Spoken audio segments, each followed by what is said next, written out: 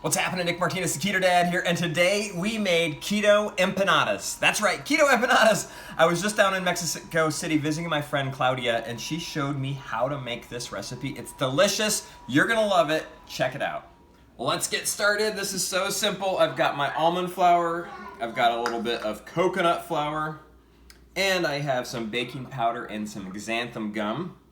I'm gonna put them in my bowl, and I need a spatula. Just a second. Whew. Okay, let's mix all the dry ingredients together. Get them all nice mixed in. I love this recipe because you know what? You can have pretty much anything out there that you love. You can make it keto friendly, and it's just as delicious. Okay, the last dry ingredient, which I almost forgot, is a pinch of salt. We're gonna throw that in there, mix it around real good.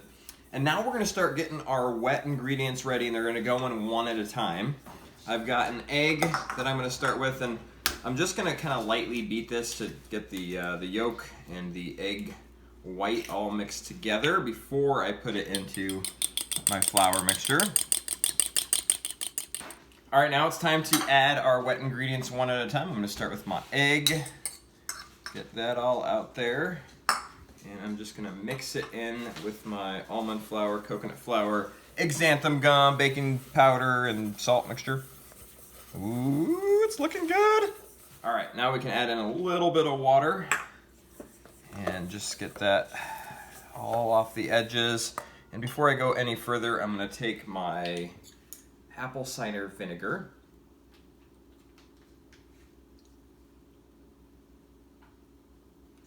All right, all ingredients have been entered. Now we just need to stir it all and get it all mixed in. Okay, I was gonna get away with just doing it with the spatula, but I figured I'd get that apple cider vinegar a little bit more mixed in, so using the hand mixer here. Awesome, look at this. Like, I went ahead and pushed it all down. We got a little ball in there. We're gonna go ahead and stick this in the fridge for a few minutes just to allow it to cool and set a little bit. I've got myself some saran wrap, which is not my best friend when it comes to ripping and not getting it all over the place. But you know what? I'm learning and I'm getting better every day. So let's cover this guy up. Oh yeah, look at that. And we're gonna stick this sucker in the fridge. Okay, the dough has been in the fridge for a little bit. Now I've taken it out and I've made it into just individual balls. And now what we're gonna do is actually just roll out our dough.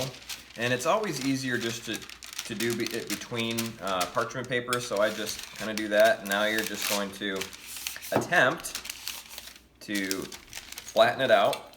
And it doesn't need to be real thick, but it also doesn't need to be paper thin. And let me get this a little wider here. Okay, it's nice and flat. Now we're making pretty little ones. You can make them a little bit bigger if you want, but I kind of like the more bite size. I'm just gonna kind of get my edges a little bit more together.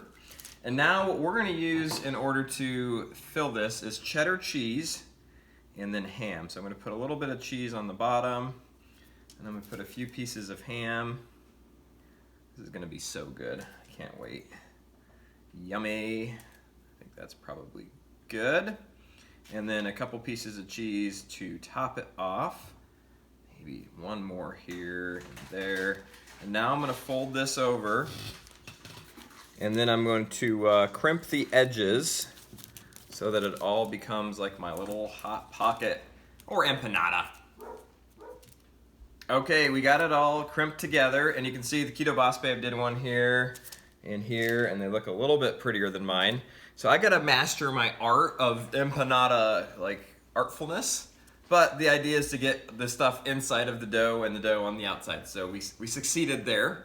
I'm gonna finish the other ones up here, and then we're gonna top them with a little bit of an egg. All right, last step is to baste these with the egg. That's gonna help them get nice and golden brown. Of course, if you have a basting brush, this is gonna go a lot better. But I can't find mine for some reason. I don't know if one of the kids took it, used it for an art project or what. But we're using a fork today, which is less than ideal, but you know what? It works too, right? Okay, we survived without the basting brush. They look amazing. Now we're gonna take this, stick it in the oven at 350 for about 20-25 minutes. We'll check them, see how they're looking. Okay, they just came out of the oven. They look delicious, except we had a little cheese explosion. So it's a good thing we had the parchment paper, but you know what? I think they're gonna be okay. Let me let them cool off for just a minute. We'll cut one open, give it a try. Okay, it's cooled off, and look how cute this is. I mean, empanada. Yeah, let's see if we can cut it in half. Oh, check that action out.